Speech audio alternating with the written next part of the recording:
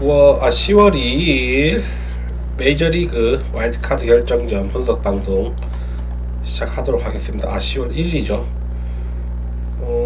오늘 아침에 이제 1차전 제가 4경기 주 다 불러드렸는데 4경기 제가 다 맞췄죠. 경기 양상까지 거의 다 맞췄습니다. 다 맞췄고 이제 2차전 벌어집니다. 2차전은 4경기 열릴 거고 보이는 경기가 딱 있으니까 설명 잘 들어보시면은 표시 날 겁니다. 그리고 오늘 주간 야구도 지금 제가 NC 역배만 뜨면은 걸릴 것 같고요. 일단 요코하마 오바가 벌써 떴기 때문에 응원합니다. 자, 먼저 클리블랜드와 디트로이트 경기. 자, 클리블랜드 디트로이트 1차전은 디트로이트가 스쿠발이 삼진 14개 잡으면서 그냥 압살을 했죠. 제가 어제 클리블랜드 타선은 왼손 투수한테 약할 수밖에 없다고 말씀드렸어요. 거기 전부 다 좌타자고 우타자들 타율이 전부 다 1할대입니다. 그래서 좌투수 나오면 좀 못 쳐요.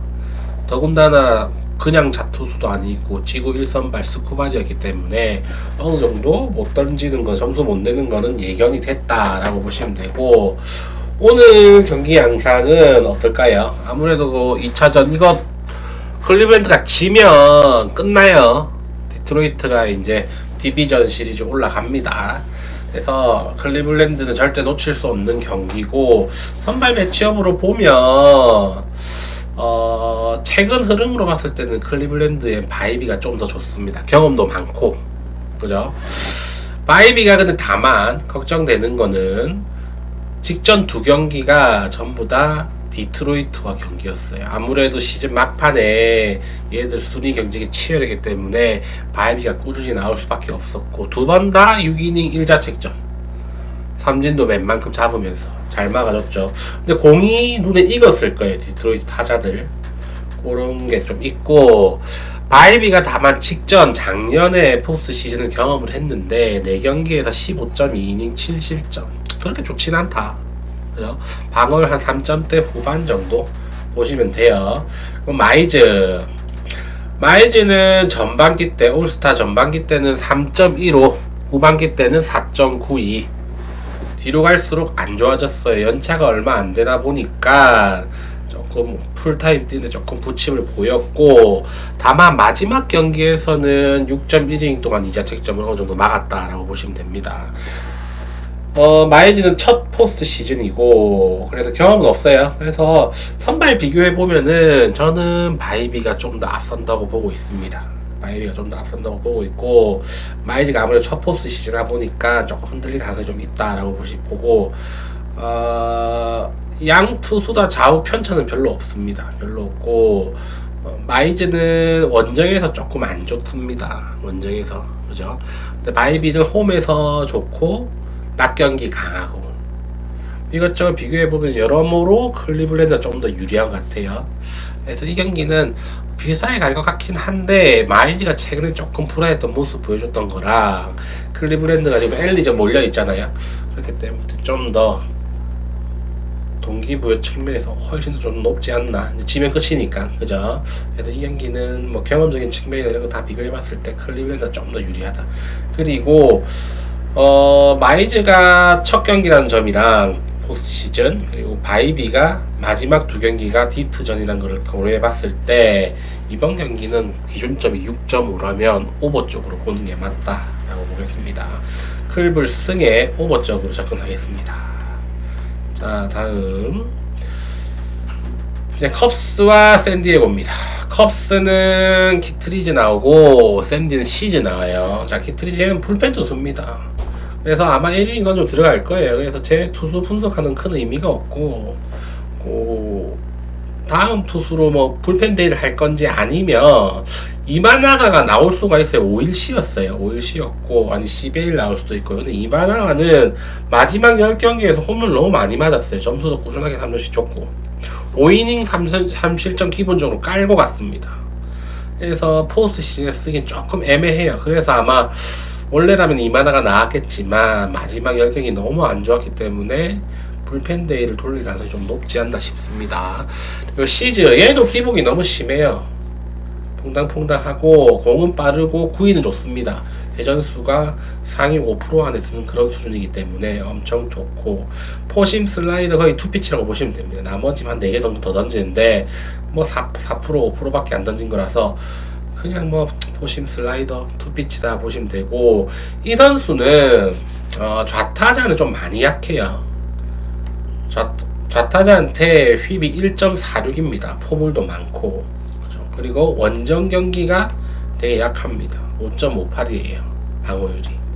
그래서 지금 컵스는 좌타자들이 좀 강타선들이 많습니다. 컵스 PCA부터 해가지고 뭐 터커 이런 애들 전부 다 좌타자예요. 그래서 이 경기는 어제 컵스가 이겼는데 이번에 컵스가 이기면 끝나요. 시즈가 만약에 정말 잘 던져서 끊기는 날이라면은 샌디가 이길 수도 있는데, 이게 시즈 자체가 작년 포스트 시즌에서도 5이닝 8자책점으로 무너졌어요. 큰 경기에 좀 약합니다. 그 이유는 단조롭기 때문이에요. 제구가 안 되고. 이번엔 좀 괜찮을까요? 저는 이 경기 뭐 샌디가 풀엔 정도까지 할 것 같은데, 승패 둘 중에 하나 고르라고 하면은 승으로 가고 싶어요. 컵스 쪽으로. 승패가 좀 애매하다라고 보시면 돼요. 그리고 선발도 정해지지도 않았고, 어쨌든 샌디 풀엔 쪽으로 가겠습니다. 자, 이제 양키스와 보스턴 경기. 양키스는 로돈 나오고 보스턴은 베이오 나옵니다. 어제 보스턴의 크로시에가 거의 8회까지 책임졌죠. 7과 3분의 2이닝 던지고 공을 거의 115개인가 116개 던졌어요. 그때도 100마일 나오더라고요. 스페인마가 되게 좋고, 그 뒤에 이제 체프먼 나와가지고 맞고 9회에 무사말루에서 점수 1점도 안 주고 막았어요. 양키는 무사말루 될 때까지만 해도 대역전극 할 줄 알았는데 완전 빈탑니다. 제가 어제 말했죠. 크로시에가 왼쪽 타자들한테 너무 강하기 때문에 볼피랑 저지랑 스탠턴이 해줘야 되는데, 어제 볼피만 그거 했었고 밥값을 했고, 나머지 저지랑 이것도 조금 부진했어요. 오늘 경기는 로돈과 베이오 선발 매치업만 보면 로돈이 살짝 앞서는 것 같은데, 베이오가 8월 말까지는 엄청 좋았습니다. 4월 달에 안 좋고 5, 6, 7, 8 4달 엄청 좋다가 9월 달에 살짝 처지는 모습을 보여줬습니다. 마지막 5경기가 25이닝 동안 15실점, 포볼 12개. 좀 많이 무너졌어요. 웬만한 버티기는 그냥 꾸역투 했던 그런 느낌? 포볼 좀 주면서 꾸역꾸역 5이닝 정도 막아주는 그런 느낌이었고, 로도는 마지막 엄청 좋았습니다. 마지막 10경기에 엄청나게 꾸준하게 6이닝, 7이닝 찍어주면서 꾸준하게 던졌습니다. 다만 베이오가 상대전에서 괜찮아요. 로돈도 상대전 괜찮은데 베이오가 양키스전 되게 괜찮습니다. 그리고 어제 경기 분위기상 양키가 또 방망이가 침묵할 수 있어요. 베이오가 일단 공이 빠르기 때문에 1, 2회만 잘 넘어가면 이 또 분위기 이상해집니다. 양키가 정배긴 한데 로돈이 포스트 시즌 4경기에서 작년에 17.2이닝 동안 방어율 5.60이었어요. 안 좋았습니다. 그죠? 그냥 페넌트레이스에 잘하고 포스트 시즌 못한 투수들이 많아요. 컷쇼도 그렇고. 그래서 이 경기 양키 승을 가기에는 좀 애매하다. 간다면 진짜 보스턴 역배가 터진다면 전 이 경기가 역배 제일 가능성이 높은 역배 경기 같아요. 다만 베이오가 첫 번째 포스트 시즌이라는 건 조금 부담이 돼요. 그죠? 그리고 베이오가 좌타자 상대로 휘비 좀 높습니다. 양키스는 그 볼피랑 저지랑 스탠드 빼고는 전부 다 좌타자입니다. 그래서 그런데 좌타자 말고 우타자들은 또 너무 강하니까 타격 상승 자체는 베이오가 조금 불리할 것 같아요. 근데 상대 전적은 의외로 좋다. 그죠? 그래서 이 경기 뭐 홈 원정도 베이오는 원정이 더 좋습니다. 낮보다 밤이 더 좋고 이 경기 밤 경기거든요. 그냥 뭐 보스턴 해볼만하다. 보스턴 옆에 쪽으로 보도록 하겠습니다. 마지막 다저스와 신시내티. 어제 제가 그 신시내티 그 헌터 그린 홈런 한 몇 방 맞을 거라고 했잖아요. 너무 단조롭고 첫 번째 포스트 시즌 경기라서 홈런 맞을 거랬는데 어제 엄청 많이 3명인가 4방 맞았어요. 오늘은 어떨까요? 야마모토는 마지막 7경기 엄청났습니다. 47이닝 동안 8실점밖에 안 했어요. 뭐 직전 2경기는 무실점이었고 공이 엄청 좋았어요. 근데 라텔 어땠느냐? 마지막에 좀 안 좋았어요. 많이 안 좋았어요. 올스타 전에는 전반기에는 3.56, 후반기에 4.2 안 좋았죠. 그리고 포스트 시즌 그렇게 경험이 많지가 않습니다.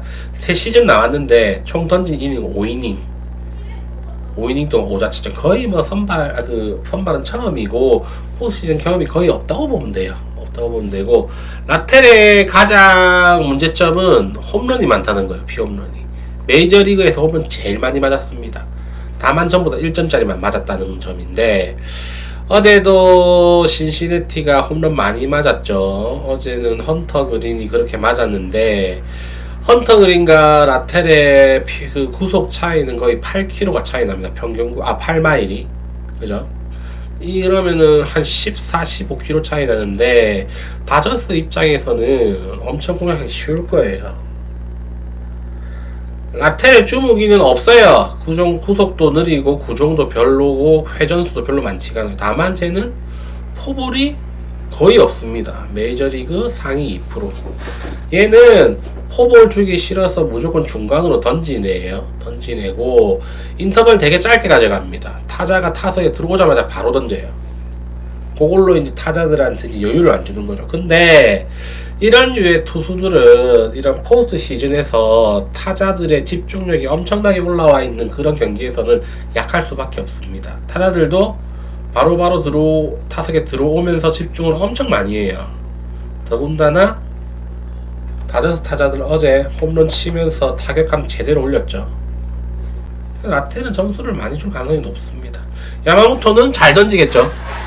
잘 던질 거예요, 야마모토. 그래서 이 경기는 다저스 승을 받는 게 맞는 것 같고, 언더 오버는 아무래도 라텔이 점수를 좀 줄 거고, 다저스 오늘 불펜 봤죠. 바뀌자마자 또 3점 주더라고요.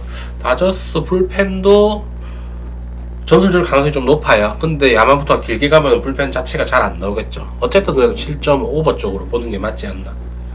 야마모토가 한 7이닝 정도 던져주지 않을까요? 그럼 8, 9이닝 중에서 한 1, 2점 준다고 하면은 오버는 쉽긴 하지 않을까 싶습니다. 이 경기는 다저스 승에 오버 쪽으로 볼게요. 그리고 축구는 자, 뭐 챔피언스 리그 쪽으로 보면 위니용이랑 뉴캐슬이 좀 더 유리해 보여요. 뉴캐슬 최근에 행보가 그렇게 썩 좋진 않은데 위니용 되게 좋아요. 근데 위니용 에이스 빠지고 뉴캐슬이 아스날한테 졌지만 서서히 이제 조금씩 플레이는 살아나고 있다. 이 경기 뉴캐슬이 이기거나 질 것 같지는 않습니다. 그리고 카라바흐나 코펜하겐, 카라바흐 얘들이 직전에 USCL에서 원정 가가지고 완전 대열을 낚았죠. 2대0으로 지다가 3대2로 벤피카 포르투갈 원정 가가지고 이겼어요. 역전승했어요. 보통 원정에서 대역전승을 하고 난 뒤에 홈으로 온 첫 경기는 결과가 대부분 좋습니다. 카라바흐는 얘가 아제르바이잔 팀이죠. 근데 그 자국 선수가 거의 없어요. 그냥 다국적 팀이라고 보면 되고, 스페인, 브라질, 오만 나라들이 다 섞여 있어요. 그래서 이 경기 카라바흐가 역배긴 하지만 저는 카라바흐 쪽이 강하게 좋아 보여요. 레버쿠젠과 PSV. 레버쿠젠은 그 예전에 그 비르츠 있고 프림퐁, 비르츠, 보니페이스 막 이런 애들이 있을 때 그 느낌이 전혀 안 납니다. 감독도 시즌 시작하자마자 잘렸고 최근 경기력도 썩 좋지 못해요.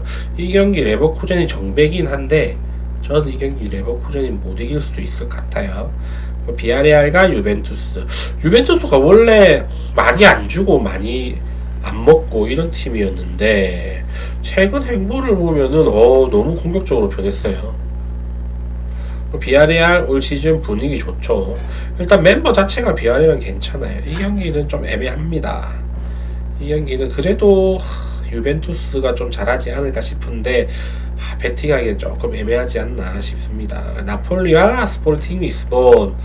나폴리가 잘 가다가 챔피언스리그에서 한번 자빠라지고 직전 경기에 AC 밀란한테 졌죠. AC 밀란 퇴장당했는데도 1점 차 극복 못하고 졌습니다. 이 경기 그래도 스포팅이 역배긴 하고 한데 그렇게 심한 역배는 아니에요. 얘도 지금 리그에서 엄청나게 씹어먹고 다니고 있기 때문에 나폴리가 쉽게 볼 상대는 아닙니다. 더군다나 나폴리 지금 디로렌조랑 본조르노 얘들 빠져 있어요. 수비 라인에 조금 걱정이 있고, 다만 홈 경기고 일단 리그 차이라는 거 무시 못합니다. 체급 차이가 있기 때문에 나폴리가 1점 차로 이기지 않을까 싶습니다. 그리고 모나코랑 맨체스터 시티, 이 경기는 맨체스터가 이길 거예요. 모나코는 작년인가 재작년에 잘했었죠. 근데 얘들 지금 그 미드필더 자카리아를 포함해가지고 주전 미드필더 2명, 3명 정도가 결장이에요. 그냥 경기 공이 안 돕니다. 이렇게 되면은. 더군다나 뭐 맨체스터야 그 미드필더가 되게 강한 팀인데 아마 뭐 반코트 게임 되지 않을까 싶습니다. 맨시 승 보고 도르트문트와 빌바오는 올 시즌 가장 문제가 지금 골 넣기가 힘들어요. 그 니코 윌리엄스가 부상을 당하는 바람에 골 넣기가 되게 힘들어요. 이번 경기도 쉬워 보이지 않습니다. 도르트문트 홈에서 열기 엄청나요. 독일 팀들이 화끈하게 해요. 아마 한 골 차로 이기고 그런 것도 없지 싶어요. 아마 이기면 2골차, 3골차로 이기지 않을까 싶습니다.